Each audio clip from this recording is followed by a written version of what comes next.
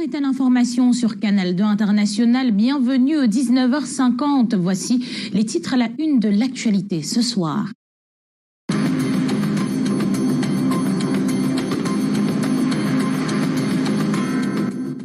La crise anglophone fait encore des morts. 9 civils tués à Misson, dans le nord-ouest, lors d'une bavure militaire. Alors que le ministère de la Défense annonce l'arrestation des hommes en tenue responsable, 5 de leurs collègues sont froidement assassinés lors d'une attaque sanglante des combattants séparatistes dans le Noun. Sur la route, entre complaintes et exigences, se dresse le code. Pendant que le ministère des Transports met le stop à la conduite de passagers sans ceinture, les responsables des agences veulent mettre au feu rouge le système GPS en usage en raison de son coût. Tout à côté, la lutte contre l'incivisme sur la route dans nos villes a encore du chemin à parcourir. En sport, football, MTN Elite 2 s'est terminé dans le groupe A. Après Léopard, Aigle Royal de la Menoix arrache le dernier ticket d'accès à l'Elite 1.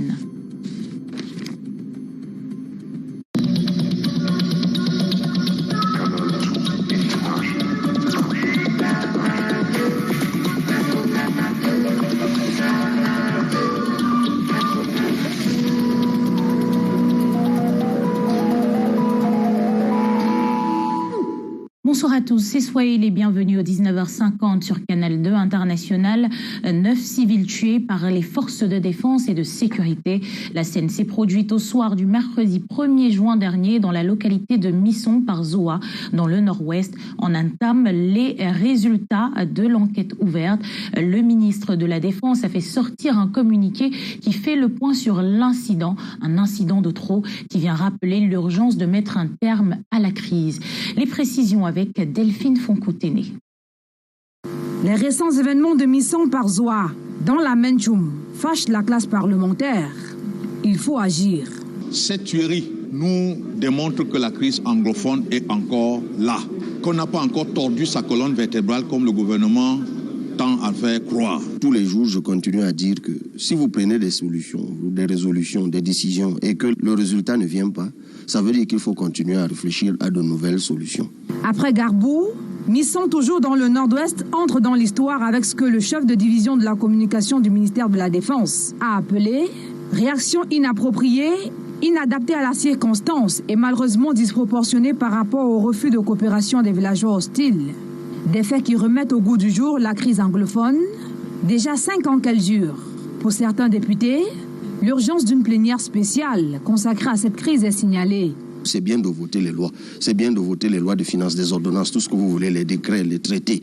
Mais si toutes ces lois que nous votons pour les populations, ça ne sert à rien aux populations qui sont en guerre et qui sont en train de mourir. C'est évident que la priorité devrait être de régler d'abord ce problème. L'Assemblée nationale, représentation du peuple, doit plus que jamais au cours de ces sessions s'emparer de la situation et organiser une plénière spéciale pour pouvoir comprendre davantage la gestion de cette crise par le gouvernement et apporter ses propres solutions. Pour ce triste événement déroulé au soir du mercredi 1er juin dernier, dans ce village de l'arrondissement de Fungom, le bilan fait état de 9 morts, dont une fillette de 18 mois et une autre fillette d'environ 12 mois, légèrement blessée. Cet incident, signalant est né d'une discorde entre villageois de Misson et 4 soldats du sous-groupement Bravo au commandement du 53e bataillon d'intervention rapide, alors en mission de recherche d'un camarade porté disparu. Et pendant ce temps, 5 gendarmes tués, 3 gendarmes blessés sous soins dans les hôpitaux aux environs de Jitapon, dans le Noun. C'est le bilan que dresse le gouverneur de l'Ouest, Awafonka Augustine, sur le terrain ce matin de l'attaque par des présumés séparatistes du GPIG. Le poste du groupement polyvalent d'intervention de la gendarmerie nationale a été incendié aux environs de 3 heures ce matin. L'autorité appelle à la collaboration des populations et je vous propose de l'écouter dans cet extrait. Ils ont attaqué le poste avancé de GPIC ici à Jitapon, dans l'arrondissement de Koptamo, département de Noun.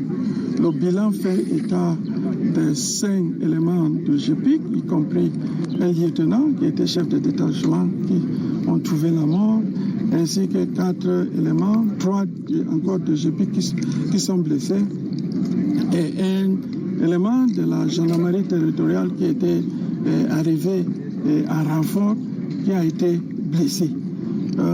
Ils ont utilisé les lance-roquettes, les obus, les Kalachnikov et ils ont attaqué les positions de GP cette nuit.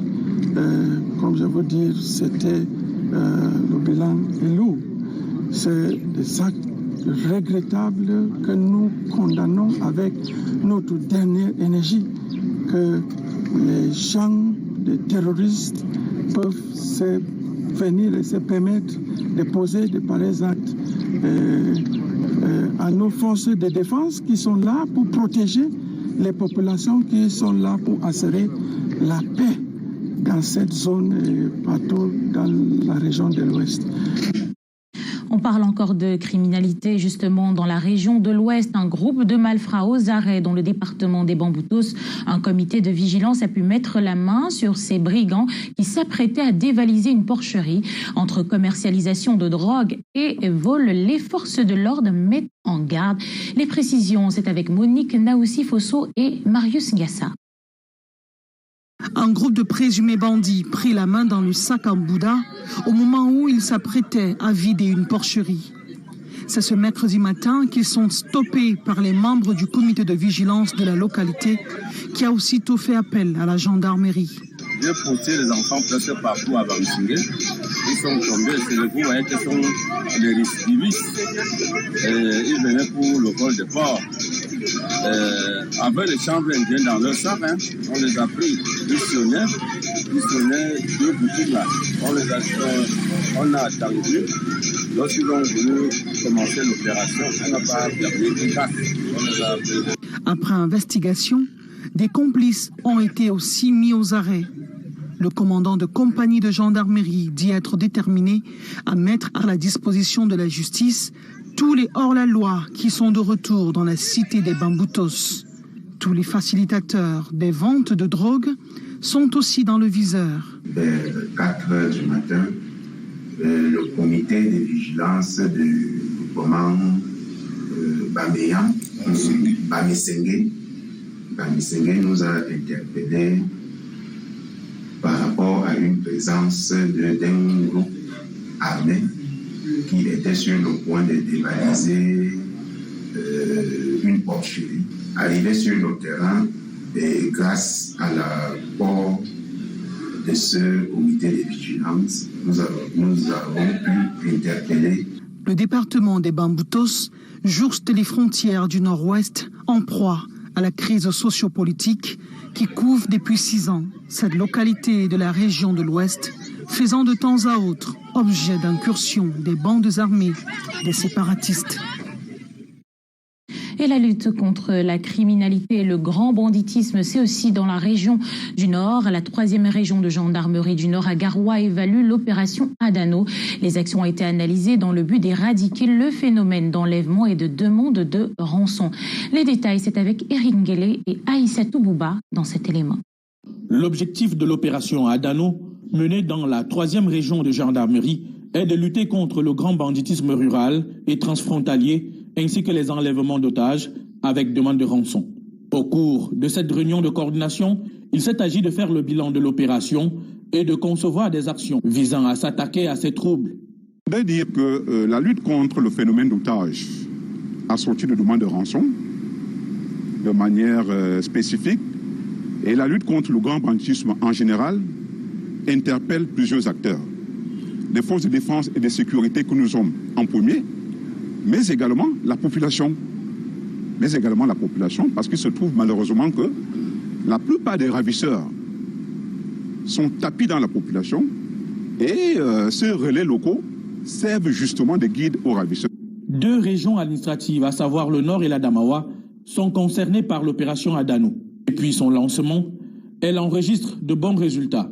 C'est le cas dans la région du Château d'eau du Cameroun, où le phénomène de prise d'otages est réduit à sa plus simple expression. Dans la région du Nord, toutefois, à Touboro dans le Mayorey, quelques velléités persistent malheureusement. Donc nous invitons la population à collaborer, elle le fait déjà, mais nous souhaitons qu'elle le fasse davantage. Nous invitons la population à nous aider, à collaborer en nous donnant des informations sur le combat que nous menons. Les travaux conduits par le général de brigade Pierre Loubazal, commandant de la 3e région de gendarmerie, ont été menés autour des officiers et chefs opérationnels. L'opération Adano annonce de nouvelles couleurs. L'invite à la population reste la même, celle de collaborer plus que par le passé. D'autres faits à présent dont vous êtes certainement les témoins quotidiennement, des mineurs qui mendient l'aumône dans les rues. Ils y sont de plus en plus nombreux, parfois accompagnés de leurs parents handicapés. Ils s'agrippent sur les véhicules pour quémander un moyen de subsistance. Le phénomène est carrément banal dans nos cités. Samuel Baïa. Des mineurs mendiants au service de leurs géniteurs dans la ville de Douala. Ils déambulent près des véhicules espérant qu'une pièce ou un bien leur soit jeté par-dessus une vitre. Généralement, ce sont les enfants, soit monoparentaux, soit orphelins, complets de père et de mère. Bon, lorsque nous passons, s'ils sont à portée de main, comme par exemple ici maintenant, nous sommes en plein feu rouge, si j'ai 10 francs, 100 francs, 1000 francs, je leur donne. Au coin de la rue, à l'ombre, la mère aveugle attend l'aumône que ses enfants recueillent. Merci, papa, merci.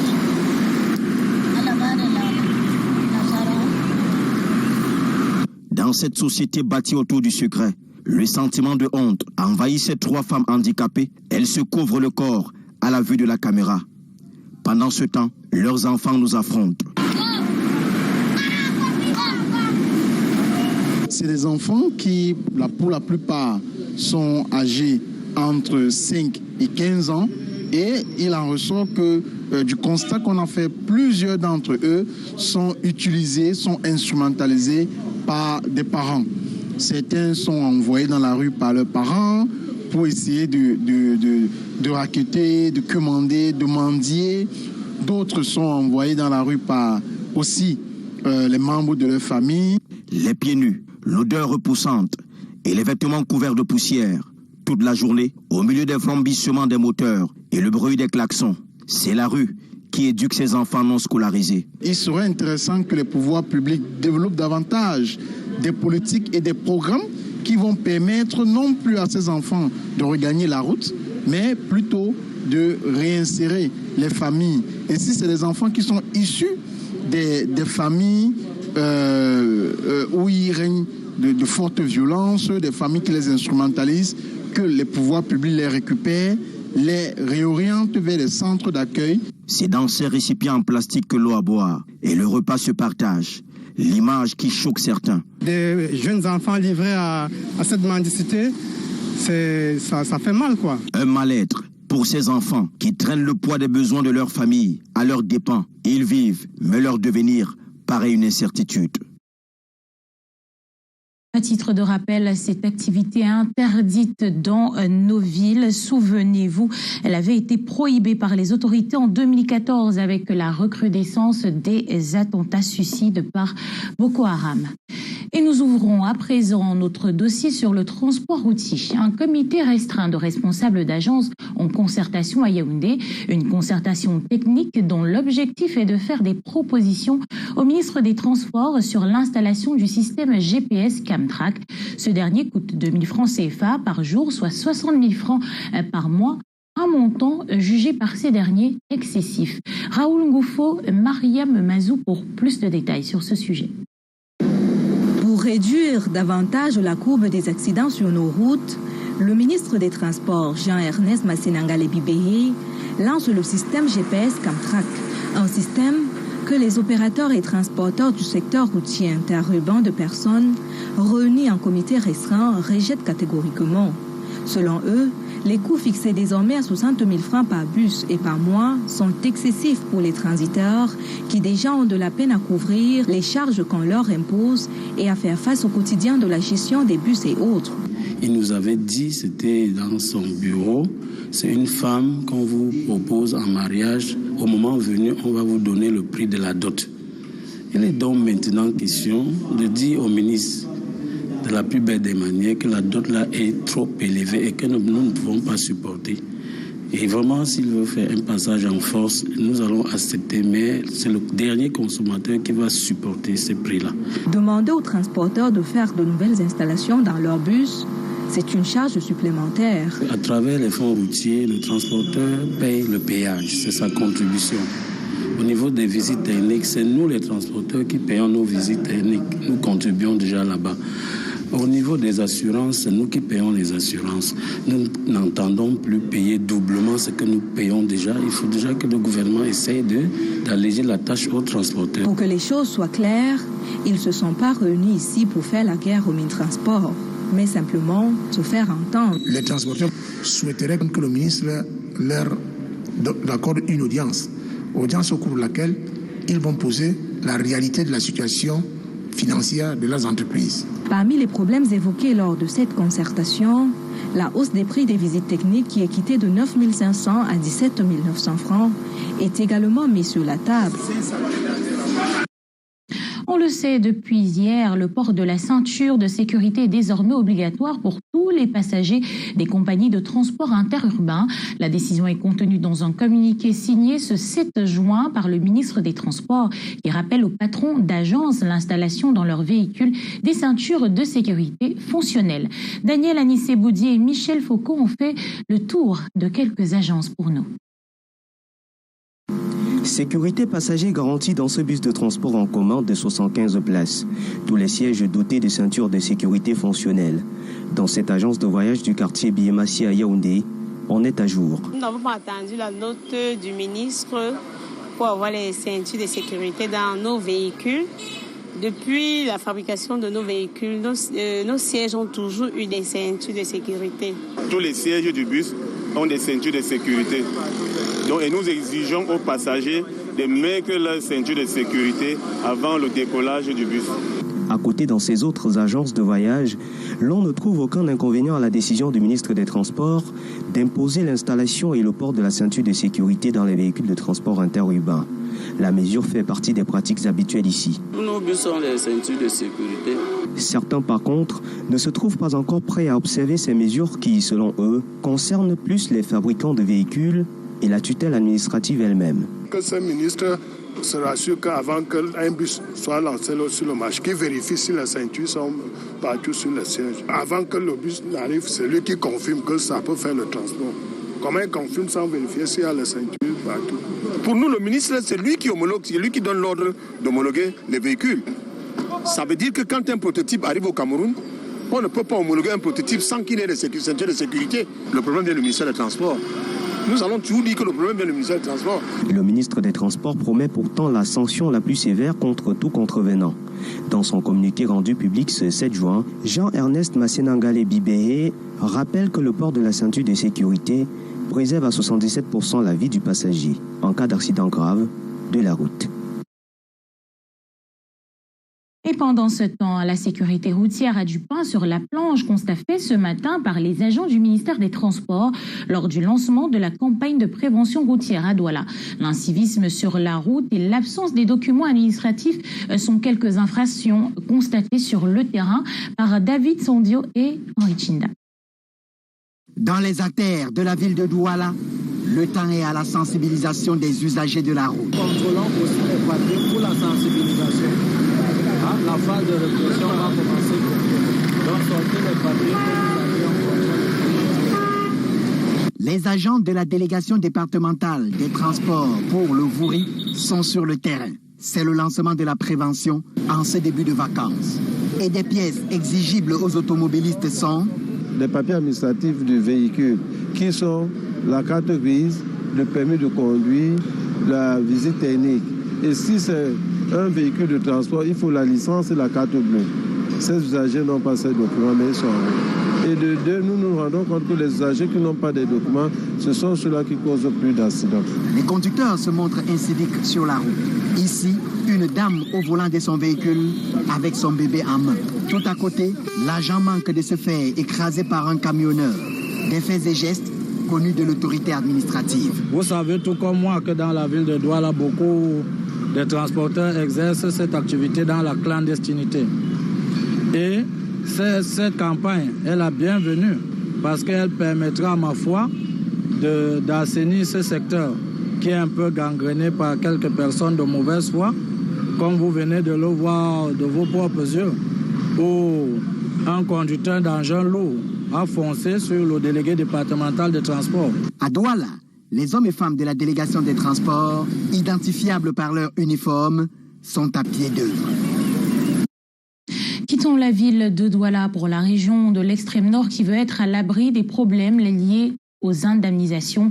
Des projets rattachés au plan triennal vont bientôt sortir de terre et les populations seront déguerpies. Pour éviter tout grincement de dents, le préfet du Diamaré explique aux communautés le processus d'indemnisation. Les détails, c'est avec Lille Piedjou et Aminou Alioum. Des lacs artificiels et des bacs verront bientôt le jour à Marois 3, Bogo et Peteux dans la région de l'extrême nord. Pour réaliser ces projets, des maisons et autres cultures installées sur ces espaces déclarés d'utilité publique vont être détruites. Pour éviter tout grincement de dents, comme vécu dans d'autres régions du Cameroun, le préfet du Diamaré est sur le terrain. Jean-Marc Ekwambarga parle du processus d'indemnisation. On ne peut pas casser quelqu'un dans sa maison et ne pas lui donner les moyens de reconstruire, même s'il n'a pas le titre foncier. Si c'est déjà votre maison d'habitation qui se trouve au niveau du lieu d'implantation du projet, en cassant votre maison, on va certainement vous donner quelque chose pour vous permettre d'aller vous reconstruire. C'est un bien. La maison, l'arbre fruitier, le titre foncier, la tombe de votre parent et tout et tout. Quand on détruit ça, on doit certainement vous donner quelque chose. Pour ceux qui auront des plaintes ou autres requêtes, l'État du Cameroun reste à leur écoute. Vous avez des choses à réclamer. Il y a des autorités, on commence même par la chefferie traditionnelle, poser les problèmes au niveau du chef traditionnel, qui va les, transmettre au sous-préfet, ça va arriver chez le préfet, ça va aller chez le gouverneur et ça va aller à Yaoundé. On finira par trouver une solution. Il n'y a pas de problème qu'on ne puisse trouver de solution. Ces projets qui visent les besoins immédiats des populations rentrent dans le cadre du plan d'urgence triennal étalé sur 3 ans au Cameroun. Culture et tradition dans ce 19h50, le peuple Mankon en parfaite communion avec son nouveau chef, Frou Assa Anguafor Fort, 21e monarque de la dynastie Aguafor, a été officiellement présenté aux yeux du monde au cours d'une cérémonie très courue. Le compte rendu de Lille Piedjou et Annie Collins. Frou Assa Anguafor IV est le tout nouveau chef traditionnel du peuple Mankon, département de la Meusam, région du nord-ouest. Ce 21e monarque de la dynastie Anguafor, âgé de 50 ans, a été officiellement présenté à ses administrés et aux populations par la société secrète mardi au cours d'une cérémonie traditionnelle très courue.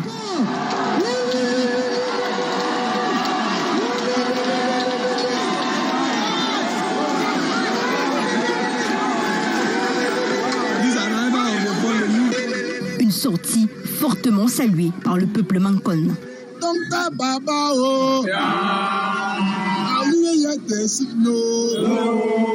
Il est très dynamique, très accepté à travers tout Mankon.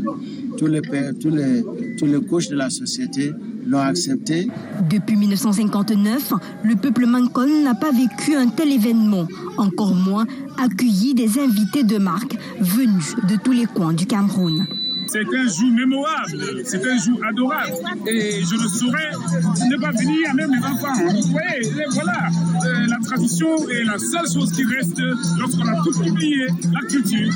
Avant cette présentation officielle, les habitants se sont pliés à un rituel. Tous les vêtements vintage, arborés en matinée, ont tout simplement été jetés dans un fleuve. Et dans ce même fleuve, hommes et femmes ont pris un bain en signe de purification.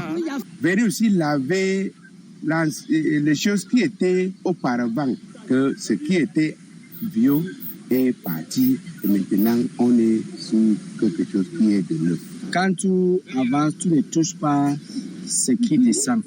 Si tu touches quelqu'un qui descend avec la saleté, tu dois rentrer la vie encore. La mobilisation de ce peuple Mankon démontre à suffire que la culture brise toutes les barrières. Même les armes des séparatistes n'ont pas crépité ici. Frou Assa Angwafor IV succède ainsi à son père, décédé le 21 mai dernier à l'âge de 97 ans. Le roi est mort, vive le roi.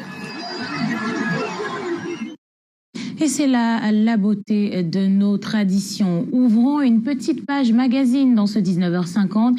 Petite incursion dans l'un des marchés de la capitale Yaoundé avec le retour d'une denrée très prisée par les Camerounais, le maïs. La céréale est de plus en plus présente sur les étals pour le grand bonheur de certains. Daniel Anissé Boudier, Corinne Jovial Tassonkeng et Samuel Ebakissé. C'est l'une des céréales de saison en ce moment. Le maïs fait son comeback au marché étourdi à Yaoundé. Visiblement, les grains jaunes et blancs abondent sur le marché avec un impact sur les prix qui baissent au fil des jours. C'est en abondance. Quand il n'y avait pas le sac comme ça, il était à 18 000. Maintenant, ça a baissé. À proximité des vendeuses d'épis, un nouveau type de business facilite la vie aux ménagères et autres femmes actives. Celui de découper le maïs, le rendre prêt à l'emploi en fonction du mets au menu. Les gens qui ont beaucoup de travaux à la maison, moi je l'aide à couper. Avec le son. Si tu n'as pas le temps à la maison ou bien ton couteau ne tranche pas, moi je l'aide ici à couper. On paye. Est-ce que je peux travailler pour rien? Plus loin, le maïs à la braise fait des émules. Très à la mode en cette période, l'épi est vendu en fonction de son calibre. Ça là c'est 150, ça c'est 200. Pour 100 francs, c'est des petits épis là comme ça. Je n'achète pas un sac, je compte. Je n'ai pas encore le moyen pour acheter un sac. 11 à 1000 francs. Que l'on soit grossiste ou revendeur, le maïs a la cote.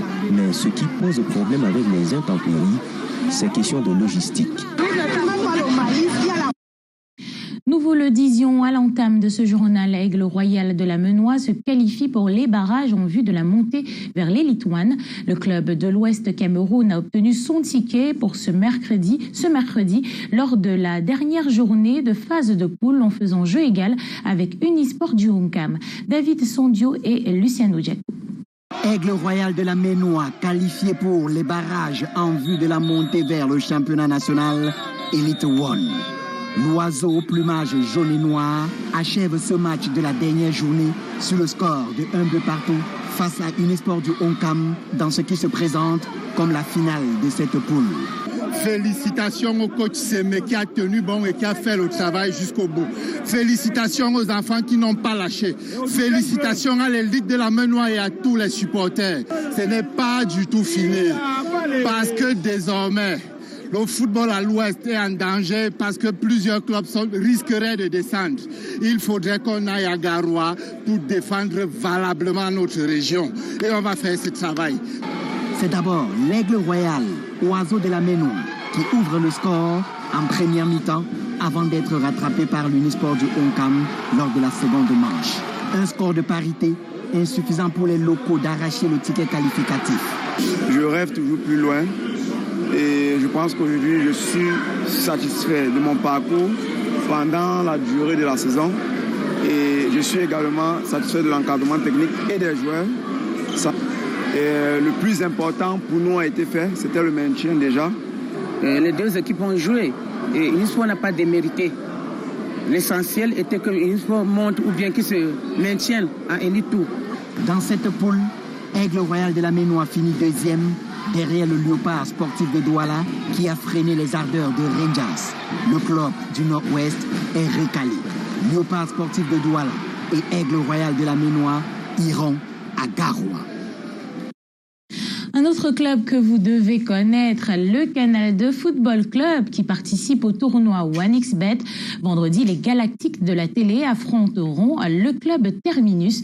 Écoutons le secrétaire général de l'équipe, Achim Diomo. Canal 2 Football Club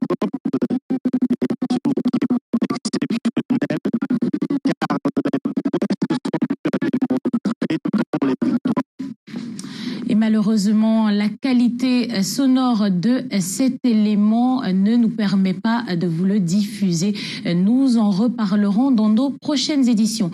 Faisons à présent le tour de l'information à l'étranger avec Escale Monde qui nous mène en Afrique du Sud où le leader de la gauche radicale appelle au retrait du chef de l'État dont le nom est cité dans une affaire de corruption. En France, le procès de l'ex-chroniqueur Pierre Ménès renvoyé au 8 mars 2023. Des accusations d'agression sexuelle pèsent sur lui. Lil Piedjou et Calvin Tekam signent Escale Monde pour nous ce soir.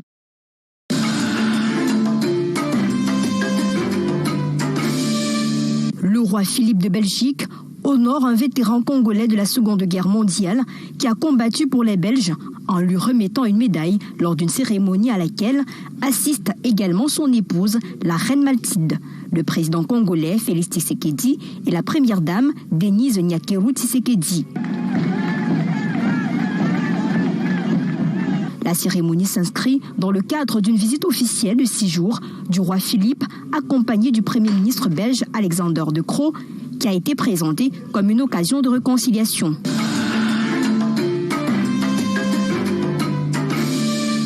Les délégués du parti au pouvoir au Nigeria, le All Progressive Congress, votent à Abuja lors des primaires clés pour choisir un candidat à l'élection de l'année prochaine pour remplacer le président Muhammadu Buhari.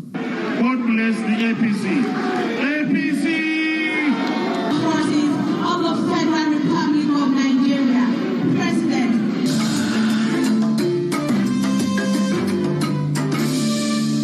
Le président du Parti des combattants pour la liberté économique, Julius Malema, estime que le président sud-africain Cyril Ramaphosa doit quitter ses fonctions pendant l'enquête sur le blanchiment d'argent suite aux informations selon lesquelles de l'argent aurait été volé dans sa ferme de Falafala. Chers Sud-Africains, nous avons donné à Cyril Ramaphosa une chance de faire ses preuves. Il a lamentablement échoué. Nous allons le traiter de la même manière que nous avons traité Zuma. Il doit quitter ses fonctions avec effet immédiat car il n'a pas respecté son serment. Chaque fois que nous trouverons Ramaphosa ou que nous verrons Ramaphosa et que nous aurons l'occasion de l'empêcher de parler au nom de l'Afrique du Sud, nous le ferons. Alors que l'Afrique du Sud lutte contre la corruption, les habitants expriment leur besoin de justice. Je pense que la corruption est un énorme obstacle à la construction de sociétés durables et fonctionnelles au service de toutes les personnes et de tous les citoyens. Je pense que c'est un énorme problème que nous avons ici en Afrique du Sud également, dont je pense vraiment que cette affaire est comme une très bonne opportunité pour l'Afrique du Sud, pour Dubaï et pour les forces internationales de montrer à quel point ils sont engagés à réduire ce niveau de corruption et de chaos.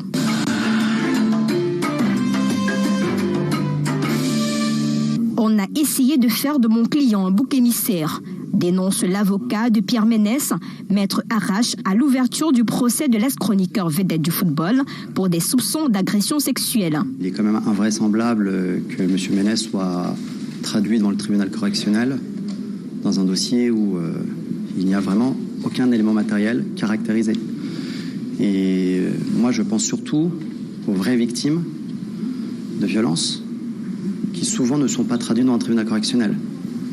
Et là, en l'occurrence, on a essayé de faire de mon client et de notre client, Maître Wasserman et moi, un bouc émissaire. C'est quand même aberrant de perdre autant d'énergie dans un dossier qui est vide, dans le seul objectif de vouloir se payer Pierre Ménès. Il est très fatigué.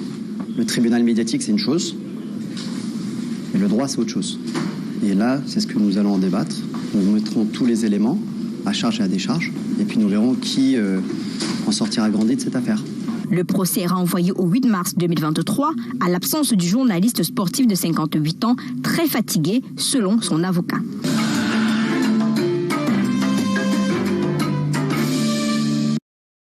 C'est la fin de cette édition du 19h50. Merci à vous de l'avoir suivi. Merci de rester en compagnie des programmes de Canal 2 International qui se poursuivent.